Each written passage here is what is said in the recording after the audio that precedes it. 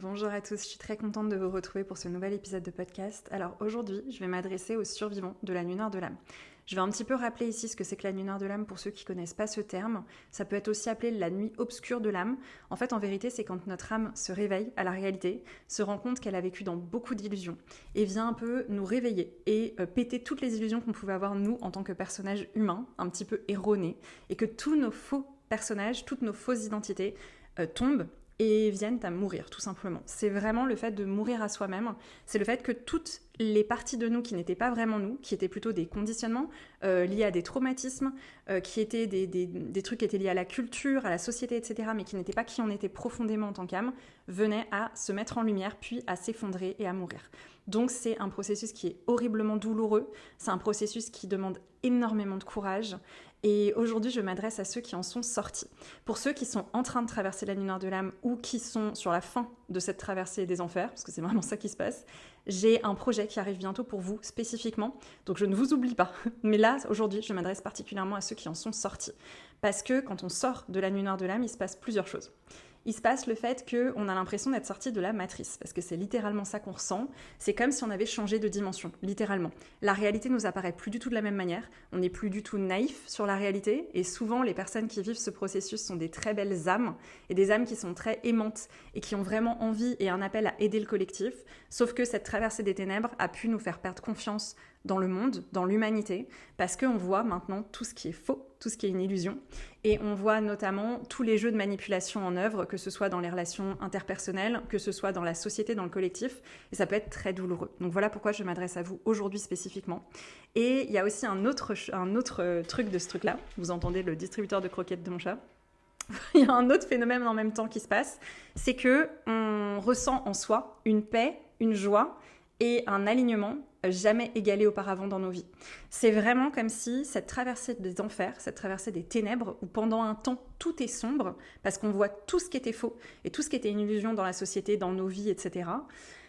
Et bien cette traversée-là, à la fin, nous fait arriver au paradis. On passe de l'enfer au paradis quand on traverse la nuit noire de l'âme. Mais pendant la traversée, le terme est très bien, je trouve qu'il dit tout, en fait, en vérité, notre âme vit sa nuit noire la plus profonde. Donc on est dans le noir le plus total. Et on peut se raccrocher à rien d'extérieur. Je pense que pour ceux qui l'ont vécu, vous le savez, on peut essayer de se raccrocher à des personnes, à des courants, à plein de choses, au fait d'avoir des habitudes comme avant, de faire la fête, etc., etc., ça fonctionne plus. Il n'y a rien qui fonctionne pendant la nuit noire de l'âme. La seule chose à laquelle on doit se raccrocher, c'est à l'intérieur de soi, c'est à son âme, c'est à soi-même, c'est pouvoir dépouiller son âme de tout ce qu'elle n'était pas, et pour ceux qui y croient et pour ceux qui le souhaitent, à Dieu. Voilà. Donc je vais parler de Dieu ici aussi. Moi, je l'ai trouvé à la fin de ce parcours. Pendant ce parcours, je ne le connaissais pas. J'avais une très mauvaise image de Dieu à cause de beaucoup de gens qui parlent de Dieu ou qui sont censés représenter Dieu et qui le font très mal. Aujourd'hui encore, on voit des gens qui tuent au nom de Dieu. On entend des choses quand même assez aberrantes quand même. Donc il y a de quoi vraiment ne pas croire en Dieu et penser qu'il nous a abandonnés. D'ailleurs, il y a beaucoup de gens qui pensent qu'il nous a abandonnés. Et que Dieu est un grand méchant Dieu qui juge et qui est vilain. Voilà. C'était un peu mon image de Dieu avant de le rencontrer personnellement. Voilà. Donc ça, je vous en parlerai plus tard. Et de comprendre que Dieu n'est pas ça du tout. Mais pendant ce parcours-là, je ne croyais pas en Dieu. Et ça a fait un peu mon plus grand malheur. Parce que celui qui peut nous guider de l'enfer au paradis, c'est bien le roi du paradis. Donc c'est Dieu. Et celui qui appelle nos âmes à ce réveil, c'est Dieu. C'est Dieu qui appelle les âmes à se réveiller parce que Dieu a des plans pour nos âmes. Nos âmes sont ici et elles ont tout un plan. On a tous une raison d'être sur Terre. On a tous un sens à notre vie. Et ce qui se passe pendant la nuit noire de l'âme, c'est qu'on perd tout notre sens. Il n'y a plus aucun sens à rien. C'est une véritable crise de sens et une crise identitaire. On ne sait plus qui on est parce qu'on n'a pas encore retrouvé en totalité son âme. Ça, on la retrouve à la fin du parcours de Nuit noire de l'âme. Et on n'a pas de sens parce qu'on ne sait pas trop ce qu'on fait sur cette planète de détraqués. Parce que ce qui se passe, c'est qu'effectivement, on se rend compte que ce monde est très dysfonctionnel, vraiment. Et quand on était un peu, j'ai envie de dire presque un peu naïf. Moi, je sais que j'ai été terriblement naïve avant ce parcours-là. Je faisais confiance à tout le monde tout le temps. Même si les gens se comportaient mal, j'avais confiance en tout le monde. J'avais aucune limite. J'étais quelqu'un qui disait oui à tout. J'ai eu beaucoup, beaucoup de mal à dire non, à poser des limites. Maintenant, j'adore faire ça. Mais vraiment, ça a été tout un parcours. Et donc, du coup, pendant ce parcours-là, réaliser à quel point beaucoup de personnes peuvent être manipulatrices, malgré elles parfois, ou même nous, à quel point on peut manipuler parfois sans s'en rendre compte, parce qu'avant de faire ce parcours-là, en fait, on a nos propres casseroles, on en a tous en tant qu'humains, et je crois que c'est aussi faire preuve de beaucoup d'humilité. que de faire ce parcours-là, parce que c'est aussi se regarder en face et se rendre compte qu'on a des comportements qui sont pas ok non plus, en fait. Et le parcours de Nuit Noire de l'âme et la sortie de Nuit Noire de l'âme et le fait de trouver cet état intérieur de paix et cette relation à son âme et à Dieu demande énormément d'humilité. L'orgueil doit être brisé. L'ego, le mauvais ego, parce qu'on a tous un ego et ça c'est normal, mais le mauvais ego qui est l'orgueil doit être brisé dans ce parcours. Et donc ça vient vraiment nous secouer nos identités. Et je vais pas reparler du parcours de Nuit Noire de l'âme en totalité là sur cet épisode, c'est pas l'objectif, j'en reparlerai dans d'autres épisodes et je vous ai dit il y a un gros projet qui arrive par rapport à ça. Mais en fait, là, je m'adresse vraiment aux gens qui ont survécu à ça. Pour moi, les personnes qui ont traversé les ténèbres et qui sont arrivées au paradis et qui ont réussi à sortir de la Nuit Noire de l'âme sont les plus gros warriors de cette planète. Et je pèse mes mots. Donc aujourd'hui, je vous lance un appel à vous, les guerriers, vraiment, les vrais guerriers, en fait. Parce que dans le parcours de Nuit Noire de l'âme, on n'affronte pas que ses propres démons. On n'affronte pas que ce que nous ont légué nos familles du passé, les malédictions et tout ça, transgénérationnel, tout le bordel. C'est pas que ça. C'est aussi des forces extérieures qui vont faire tout ce qu'elles peuvent pour nous faire tomber et nous faire chuter. Et nombreuses sont les personnes qui ne vont pas au bout de ce parcours et qui abandonnent ce parcours à cause de ça. Ça demande un courage inouï, ça demande une force inouïe et ça demande une foi en la vie inouïe et une confiance en soi aussi. Il faut être capable de se faire confiance pour être capable de discerner les bonnes pensées qui viennent à nous des mauvaises. Il y a un vrai travail de discernement pendant la Nuit Noire de l'âme et ça on en reparlera parce que le discernement, je pense que c'est mon maître mot. Voilà, s'il y a un truc que je dois transmettre, je pense que c'est le discernement. Mais il y a aussi tout un truc de courage incroyable de voir nos illusions s'effondrer et souvent beaucoup des relations qui nous entourent tombent à ce moment-là. Et notamment nos illusions sur nos familles, sur nos parents, qu'on a pu idéaliser jusque-là, ce qui est normal, hein, un enfant a besoin de ses parents, donc normalement on n'est pas censé devoir remettre en question nos parents et nos familles comme ça. Mais pour les personnes qui traversent la Nuit Noire de l'âme, très souvent on se rend compte qu'on a pu être sous emprise, on a pu vraiment avoir des comportements qui n'étaient pas qui nous étions nous, mais qui étaient simplement des espèces de répliques de nos parents, et donc réussir à retrouver qui on est. Quand on a été ultra conditionné, que ce soit par une société ou par une famille ou par un foyer pour ceux qui n'ont pas grandi en famille, c'est hyper complexe. Ça demande vraiment d'être capable d'affronter tout le mal qu'on nous a ingéré, notamment dans notre enfance. Moi, je crois vraiment que la Nuit Noire de l'âme vient révéler toutes les blessures d'enfance, en fait, en vérité, et toutes sans exception. Et elles vont remonter, et remonter, et remonter. Et ça, c'est un parcours qui va... Enfin, le fait d'avoir des blessures qui remontent, ça peut durer toute notre vie, ça, il n'y a pas de souci avec ça. Par contre, il y a vraiment un moment dans le processus de Nuit Noire de l'âme où, normalement, on retrouve son âme. Et on découvre qui est son âme, et là, il n'y a plus de doute sur son identité. Et clairement, on découvre aussi en général Dieu à ce moment-là. Alors, soit il est venu nous chercher, moi, clairement, il est venu me chercher. Vraiment, il s'est dit, la pauvre, elle est paumée, elle tourne en bourrique dans plein de courants spirituels qui ressemblent à rien, je vais aller la récupérer, je vais la ramener vers moi, parce qu'elle est complètement paumée, la dame. Donc vraiment, moi, Dieu, il a fait, ok, celle-là, elle est paumée de chez paumée, mais elle est volontaire, elle cherche la vérité. Et clairement, Dieu se présente toujours à ceux qui cherchent la vérité. Les gens qui parcourent la Nuit Noire de l'âme sont des gens en quête de vérité. C'est des gens qui se rendent compte qu'on vit dans un monde qui est chelou, qui est illusoire, et qui se disent à un moment donné, il y a un truc qui va pas, et qui commencent à creuser. Sauf que creuser peut nous drainer en enfer aussi. Moi, je sais que j'ai beaucoup creusé le sujet des abus sexuels. J'étais concernée. Et ce qui a fait que j'ai plongé en Nuit Noire de l'âme, c'est que je suis sortie d'amnésie traumatique sur l'inceste que j'avais vécu à 4 ans. Et je sais que je ne suis pas la seule à l'avoir vécu, donc c'est pour ça que j'en parle ici. Nombreuses sont les personnes qui ont des gros traumas qui remontent au moment du début de la Nuit Noire de l'âme. Et c'est ça qui peut nous plonger en enfer. Parce que ce qui s'est passé dans mon cas, et peut-être que c'est votre cas aussi, c'est que je n'ai pas pris mon seul exemple. Je ne me suis pas juste dit, ok, moi j'ai vécu l'inceste, c'est horrible, voilà. Bien sûr, je me suis dit ça. Bien sûr, j'ai commencé à tomber dans une espèce de dépression, parce que la Nuit Noire de l'âme est une forme de dépression. Mais je me suis dit, comment c'est possible ?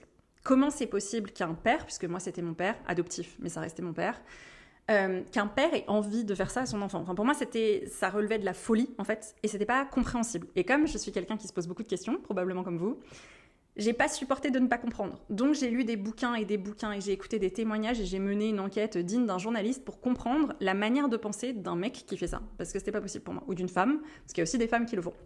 Donc j'ai vraiment cherché ce truc-là et petit à petit, je suis tombée sur des trucs absolument immondes, voilà, qui sont notamment en train de se révéler collectivement actuellement, donc je vais pas en reparler ici, c'est pas la peine. Je pense qu'on est tous assez choqués comme ça de ce qui se passe, mais je suis tombée sur toutes ces choses-là déjà il y a 6 ans en arrière et il y a eu des jours où, je vais pas vous mentir, j'ai vomi d'horreur, voilà, tout simplement. Je me suis retrouvée à vomir d'horreur en découvrant certaines choses. Je vais pas en parler ici, c'est pas mon rôle de parler trop de ça. Mais en tout cas, c'est juste pour vous donner l'exemple de ma situation personnelle a fait écho à une situation collective. J'étais pas que dans un truc égocentrique de me dire il faut que je me guérisse de ce que j'ai vécu, même si c'était la priorité, mais j'étais dans un truc de vouloir comprendre sociétalement ce qui se passe dans notre société. Comment c'est possible, en fait, qu'on vive ça. Pour moi, ça relevait de l'impossible. Et aujourd'hui, je le comprends bien mieux. Il y a beaucoup de choses qui sont à prendre en compte dans ce genre de phénomène. Il y a vraiment beaucoup de choses, mais cet épisode-là n'est pas là pour parler de ce sujet-là, j'en reparlerai sur d'autres épisodes, mais il y a vraiment une espèce de chose systémique qui fait qu'on en est arrivé là et qu'on en est là aujourd'hui. Il y a tout un système qui permet ça. Il y a tout un système et il y a beaucoup de choses qui sont derrière. Voilà. Et donc à ce moment-là, ma lunaire de l'âme a commencé, je sais pas pourquoi je suis partie sur ça, mais ma lunaire de l'âme a commencé sur ce sujet-là parce qu'il fallait que je comprenne sociétalement ce qui se passait pour que des choses comme ça se passent et se passent aussi souvent, parce que c'est très fréquent quand même. Et tout ça m'a menée en enfer et a cassé cette espèce d'innocence et de naïveté que j'avais à l'époque, parce que j'étais quelqu'un d'hyper naïf. Mais vraiment... hyper naïve. C'était terrible, quoi, hein, franchement, voilà. Et ce que j'observe quand même avec les personnes que j'accompagne ou les personnes que je rencontre qui ont vécu ou qui vivent une lunaire de l'âme, c'est qu'on avait tous ce côté un peu bisounours à la base.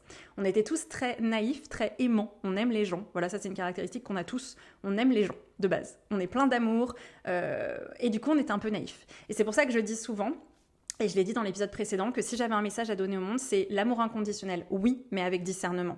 Parce que si on n'a pas de discernement, c'est de l'autodestruction. Voilà. On est dans un monde où malheureusement, tout le monde n'est pas capable d'amour inconditionnel du tout. Beaucoup de gens font le mal impunément, sans aucun remords et sans cas de conscience du tout. Des gens qui ont l'air de ne plus du tout avoir d'âme. C'est-à-dire que vous vous réveillez à votre âme, mais il y en a plein qui sont complètement coupés de leurs âmes, à croire qu'ils en ont même plus. Alors ça, je ne sais pas si c'est possible ou pas, c'est pas le débat de cette vidéo, mais en tout cas, ce qui est sûr, c'est qu'il y a beaucoup de gens qui semblent ne plus avoir d'âme, ok ? Donc quand on est une âme qui est vraiment branchée et qui est vraiment dans une volonté d'œuvrer pour le collectif, d'apporter du sens à ce monde, de poser sa pierre à l'édifice d'un monde qui est en train de s'écrouler, c'est hyper douloureux d'accepter, de voir la réalité en face, du fait qu'il y a plein de gens qui sont soit totalement déconnectés de leur âme, soit qui en ont plus du tout. Voilà, qui ont vendu leur âme au diable pour certains, et on en reparlera, mais voilà, c'est très douloureux. Donc je crois qu'au final, pendant ce processus de lunaire de l'âme, ce qui se passe, c'est qu'on perd totalement confiance en l'humanité, en l'humain, en la vie, et en soi parfois, parce qu'on s'en veut d'avoir été naïf, on s'en veut d'être resté dans des relations qui étaient hautement dysfonctionnelles parce qu'on avait été conditionné à ça. Et moi, je le dis très souvent... il ne faut pas vous en vouloir. Enfin, j'espère sincèrement que vous entendrez à travers cet épisode à quel point j'ai énormément d'admiration et de respect pour vous. Parce que, sincèrement, faire ce parcours, c'est vraiment le parcours le plus dur d'une vie. C'est vraiment horriblement difficile de voir la réalité en face quand on est quelqu'un qui est plein d'amour. C'est très, très dur. Et du coup, j'espère vraiment que vous arriverez à travers ce message à ressentir à quel point vous êtes courageux, à quel point le problème n'est pas vous, le problème est le monde dysfonctionnel dans lequel nous vivons. Et oui, du coup, ça fait qu'on a pu nous aussi avoir des fonctionnements dysfonctionnels jusque-là, qu'il faut bien sûr être capable de regarder en face pour pouvoir se guérir, pour pouvoir se libérer de conditionnements qui sont mauvais. Et si on est capable de les reconnaître déjà, ça prouve à quel point on est une belle âme, parce que la plupart des gens ne se remettent absolument pas en question. Et d'ailleurs, le truc qui montre qu'une personne est toxique, c'est son incapacité à se remettre en question. Donc les personnes qui traversent la lunaire de l'âme, en général, sont des personnes qui se remettent beaucoup en question, voire trop en question. Donc le truc à apprendre, c'est « Ok, ça c'est ma responsabilité, ça c'est pas ma responsabilité ». Et c'est pour ça que je vous parle du fait qu'il y a des personnes qui sont foncièrement aujourd'hui avec le mal, qui ont choisi le mal impunément. Ça ne veut pas dire qu'elles ne peuvent pas changer, ça ne veut pas dire qu'elles ne peuvent pas changer de camp. Moi je crois profondément que chaque humain est capable de changer de camp, mais ça doit être un choix. Et si elles ne l'ont pas choisi, c'est pas vous qui allez pouvoir les changer. On ne peut pas changer les autres. On se change soi-même et on peut inspirer les autres au changement, mais on ne change personne d'autre que soi-même. Et rien que se changer soi-même, c'est le boulot d'une vie, clairement. Franchement, ça nous demande déjà beaucoup de travail. Bref, je reviendrai sur un peu les étapes de la lunaire de l'âme, etc. probablement plus tard. Comme je vous le disais, de toute façon, il y a un projet qui va sortir par rapport à ça. Mais pour revenir aux survivantes de la lunaire de l'âme, j'ai vraiment envie de vous encourager. Ce podcast, il est principalement pour vous. Tout ce que je m'apprête à faire est principalement pour vous. Parce que je sais à quel point, quand on a traversé ça, on est appelé à œuvrer pour le collectif. C'est juste vraiment une vérité. On est vraiment appelé. Parce que quand on a réussi à dépasser tous ses propres dysfonctionnements intérieurs, quand on a réussi à mourir à soi-même et à ressusciter littéralement dans ce qu'on est véritablement, là, on peut œuvrer à partir d'un espace qui est beaucoup plus sain et qui est même le seul espace sain réel dans ce monde. Ok ? Donc il y a très peu de gens qui vont au bout de ce parcours. J'ai pas forcément moi trouvé de contenu, en tout cas en France. Il y en a aux États-Unis, mais en France, j'ai pas forcément trouvé trop de contenu qui moi me parlait par rapport à ça. Beaucoup de gens parlent du parcours potentiellement, mais très peu parlent de l'après et à quel point c'est dur de se réinsérer dans la société quand on voit un peu tout ce qui va pas. Voilà. Et aussi de refaire confiance à des gens, de garder son alignement intérieur parce que le monde va en permanence venir le tester pour essayer de nous déstabiliser. Si vous avez fini ce parcours, si vous êtes ressuscité vous aussi, si vous êtes mort à vous-même et ressuscité, vous êtes juste incroyable. Vraiment, vous êtes incroyable. C'est vraiment, pour moi, il n'y a pas de personne plus courageuse que les personnes qui ont été jusque-là. Et je crois qu'il n'y a pas de personne plus légitime aujourd'hui à prendre une place et à parler publiquement ou à œuvrer publiquement ou à œuvrer dans l'ombre, qu'importe la manière dont vous êtes appelé à œuvrer. Mais je suis convaincue que le monde a besoin de vous. Et c'est pour ça que je suis là, pour vous encourager, parce que je sais que parfois, on peut ne plus avoir envie de vivre dans ce monde.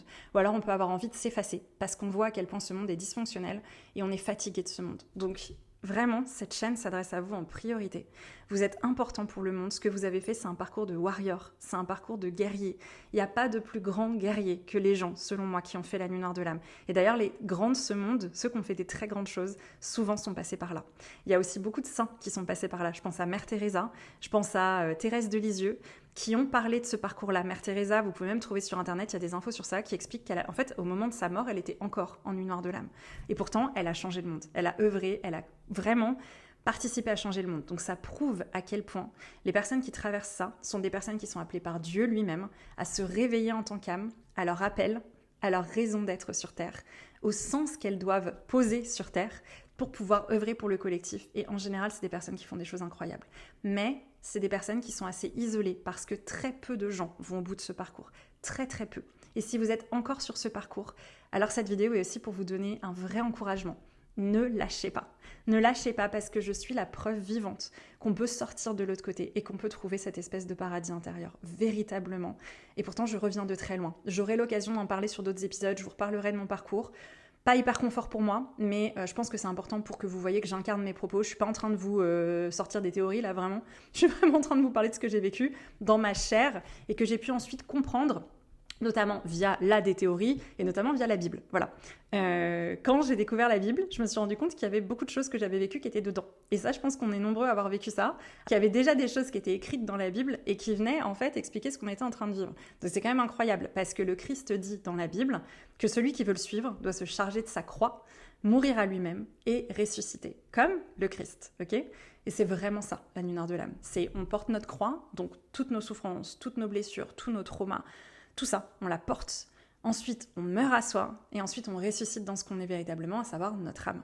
Notre âme est notre identité réelle, qui est une identité qui est connectée à Dieu, voilà, qui est guidée par Dieu.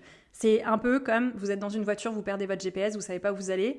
Bon bah la nuit noire de l'âme, normalement à la fin ou pendant, vous vous reconnectez à Dieu qui est le GPS. Voilà, il vous guide. Ça va beaucoup plus vite. Donc on aura l'occasion sur ce podcast de parler notamment de à quel point Dieu est une aide incommensurable et même au-delà d'une aide. Je pense aujourd'hui, selon moi, qu'il est très dur de vivre sans être lié à Dieu.